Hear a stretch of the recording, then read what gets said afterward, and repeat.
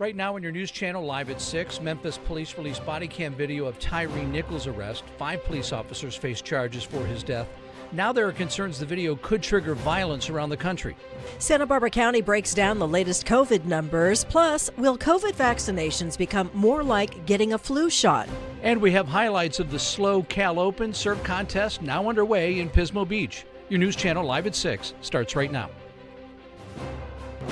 Live, up and down the coast, from the beaches to the valleys, your news channel starts right now.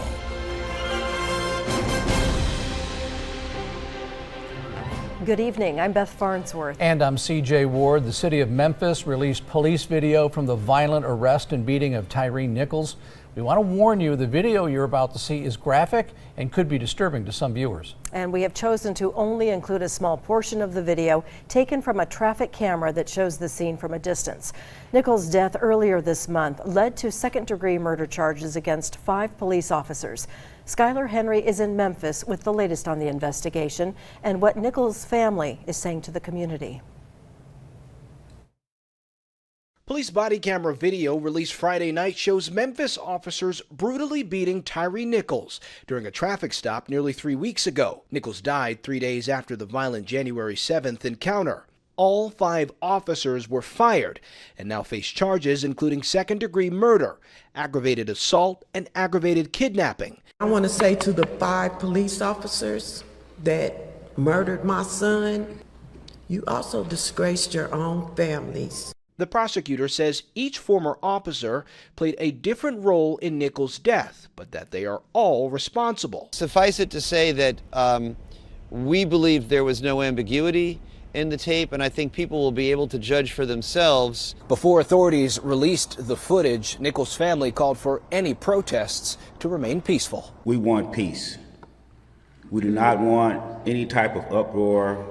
We do not want any type of disturbance. A lawyer for the Nichols family urged the Memphis police chief to disband the specialized unit that was involved in the traffic stop. It cannot be brought back to center with any sense of morality and dignity, and most importantly, trust in this community.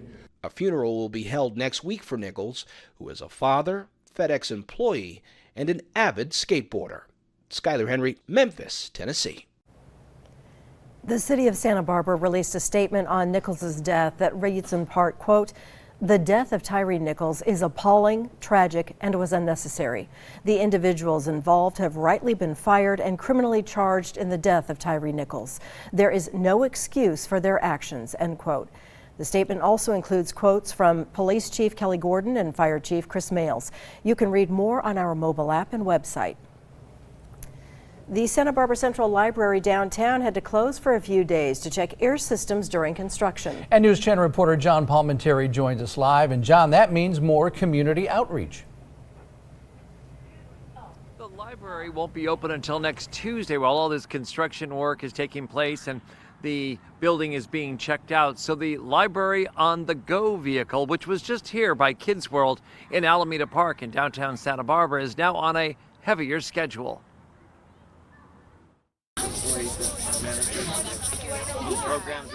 In a safe, kid-friendly environment, Santa Barbara's Library on the Go van is a big draw when it arrives.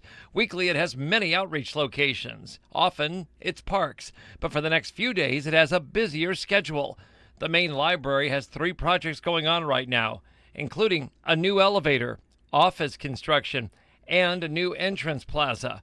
There are some construction issues and the public cannot go in until Tuesday. So we've been definitely utilizing our Library on the Go van, been going to different parks. This stop was in coordination with some early morning activities with kids at Shoreline Park in Santa Barbara.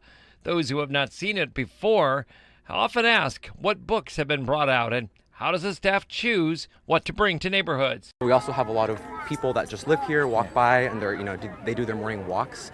So we always try to have like an adult fiction cart, an adult nonfiction cart, and it's really just kind of great to have that small curation. In addition to all the materials it has for young readers, the Library on the Go van has a big load of books and other materials for adult readers, and often has people from the nearby neighborhood coming and going to return books and pick up another one. One of the nearby residents says she sees the van at different sites each week. I think that it's a gift. I mean, they go to all the different parks to reach all the community, not just one area. So that's the part that's nice about it as well. The staff can help residents in English and Spanish, and these days there are many more services that roll out with this vehicle besides just checking out a book. It's not just a bookmobile. We do more than just books. Like there's Wi-Fi if you wanted to connect. There's laptops that you could use if you wanted to. There's a printer you could hook up to. So it's just about being there when someone's interested in learning more about the library, checking out a book or reading or whatever it is. In addition to Shoreline Park, the Library on the Go van can often be seen at Bonnet Park on the west side and Alameda Park downtown. And we're here at Alameda Park, and tomorrow it'll be here from 10 a.m. to 2 p.m. We were here earlier in the afternoon. It was swarming with kids. There were a lot of books being checked out. If you don't find the van and you want to go into a building while the regular library, the Central Library downtown is closed, there's the East Side Library on Montecito Street and the Montecito Library on East Valley Road. Reporting live in downtown Santa Barbara this evening, I'm News Channel reporter John Palmentary. Such a great service, gets people out of the house. I love it. Thanks, John. SpaceX is hoping to launch another Falcon 9 rocket from Vandenberg this weekend. If the weather stays nice, liftoff is set for 8:47 a.m. Sunday. If that does not work, another launch window is open that day around 12:45, 8 minutes after takeoff. The first stage booster will come back and land on the drone ship called Of Course I Still Love You.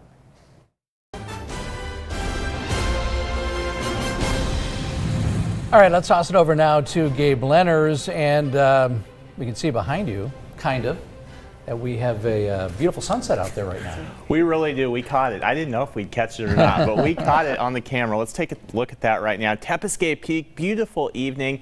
We are going to see some clouds developing late tonight. Can't rule out some fog either. That marine layer really going to be thickening up through the morning hours tomorrow, definitely during the day on Sunday too, and even some chances for light rain. I'll have more on that in a bit, but currently 51 for you in Santa Maria. Winds are relatively light. Look at that humidity, already going up to 96%. Sunrise at 7:04 a.m. Will we see the sun is up for debate because we could still be dealing with some of that fog hanging around with those clouds moving in. Current temperatures in other areas, 56 for you in Atascadero, 53 in Pismo Beach, 51 in Lompoc, Gaviota 58, and Santa Ynez 52 at this hour. Those temperatures are going to continue to come down. Winds are relatively light too outside of Gaviota. Winds are out of the northwest, and those should continue to die down until tomorrow morning in anticipation of that next system. I'll have a complete look at that forecast coming up. Okay, thank you, Gabe. Santa Barbara Emergency Response Training Agency is about to reach a milestone. News Channel reporter Patricia Martellotti shows us what they're training for. The Community Emergency Response Training, known as the CERT program, is already off to a busy year. We have a waiting list, and we're looking forward to it. We have one more class coming up and later in the year as well. Hey, tell somebody on purpose and we'll call 911. These participants learned how to perform CPR on children and adults during Friday's training session using dummies. The baby's on the tables. You can also put them on the floor, but it's actually... The faster you can get on somebody and at least start some compressions, the better chance that they have of making it, and making it with a good brain. The CERT program educates people about disaster preparedness for hazards that may impact the area. You never know what's going to happen when you're out with friends, family, anything. So doing these kinds of training just make sure we're ready for anything, and I think any community member could be ready for that. Well, it's been a busy day of training. Organizers are hoping more people will sign up for upcoming CERT training classes. If somebody has fainted or is short of breath or needs first aid, it's so important for anyone in the community. There you go, keep going. There you go, now you're... The Food Bank of Santa Barbara County holds CERT classes several times a year. This year, the program is reaching 100 graduates by March. We're super excited about it. We can't wait for the next cohort that'll be coming up in March. We participate in the Community Emergency Response Team training. If the demand for more training sessions continues to rise, organizers say they could add additional opportunities for the community. My hope is that more people will join our disaster preparedness training and just look out for each other. In Santa Barbara, I'm News Channel reporter Patricia Martellotti. Santa Barbara County's COVID dashboard shows a 37% decrease in COVID cases. Those numbers are specifically for PCR cases. A PCR test detects genetic material called RNA from the virus. A few months ago, health officials were concerned about a triple-demic, meaning Folks were getting sick with COVID, RSV, and the flu at the same time. Now they say the triple threat is also declining. But the efforts toward vaccination continue. And so you may have heard that recently the FDA Advisory Committee, they unanimously recommended to the FDA to replace the 2020 COVID-19 vaccine formulation with the updated COVID-19 bivalent booster formulation. And if that proposal is approved and the updated vaccines are rolled out, the COVID vaccination formulation will be similar to the annual flu vaccination process where every year you get the shot. The department also mentioned that some testing sites are funded by the state are closing on February 5th, including sites at the Santa Maria Fair Park and Direct Relief in Goleta. Congressman Salud Carbajal and Jimmy Panetta secured $10 million in federal funding this week to support monarch butterfly conservation efforts on the Central Coast. The federal funding package was passed at the end of 2022. $3 million were made available through the Monarch and Pollinator Highway program. Additional funds were approved by President Biden for 2023. The monarch butterfly population has decreased by 95% since the 1980s. We spoke with tourists from the Bay Area who came to visit the butterfly grove in Pismo Beach. They tell us that they're concerned about the scarcity of monarchs across the state. Ecologically, right? I mean, butterflies are like bees. They're pollinators. They keep us going. They, make sure our crops are safe. And so obviously the little things make the biggest impact, and so it's great that we're actually making an effort to preserve them. Western monarch butterfly populations are rebounding thanks to federal support. Butterfly counts have increased from 2,000 to 247,000 since 2020. The Lunar New Year kicked off on Sunday, and the celebrations often involve food. Chinese restaurants in Santa Barbara County are seeing a nice uptick in business right now. Szechuan restaurant even received a $2,000 order. Restaurant owners also say that, well, at first they thought it was a scam. It turned out to be real, by the way. Restaurant owners also say what you eat in the new year represents how you will eat the rest of the year. For example, ordering a dish like Chinese noodles represents longevity. Still ahead on your news channel live at 6, professional surfing returns to the Central Coast. We'll have highlights from the slow Cal Open. That's next. And that humidity already increasing out there and a chance of rain later this weekend. I'll break it all down coming up.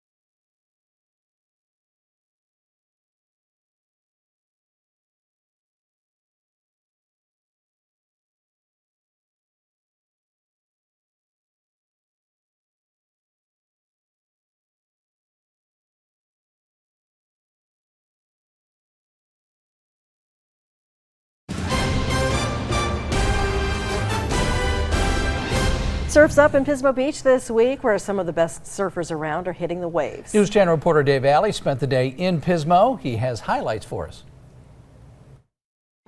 Professional surfing returns back here to Pismo Beach with a week-long event, now heading into the final few days of this elite competition. Waves roll in one by one on a picture-perfect day in Pismo Beach. The weather is absolutely fantastic. It's like I said, it's the best it's been in weeks. Creating ideal conditions for the SoCal Open. It's been really good. We've had swell the whole time. We've had really good weather, mellow winds. It's kind of just what you want. Back for a 5th straight year in Pismo Beach, the popular event is bringing in more than 150 surfers from around North America.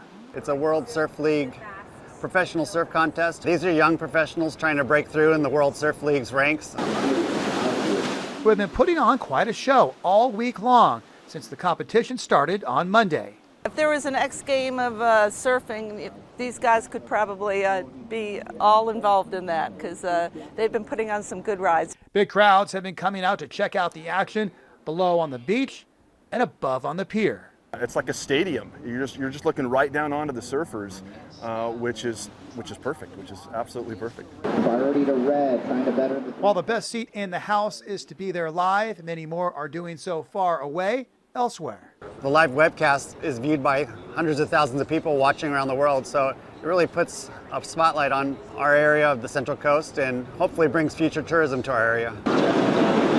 So they can experience the spectacular Central Coast up close and personal. Couldn't ask for anything more. It's beautiful. Everything is green. Pismo's a beautiful spot. Pismo rocks. The SoCal Pismo Open concludes this weekend with the championship rounds Saturday and Sunday right here at the Pismo Pier. In Pismo Beach, I'm News Channel reporter Dave Alley.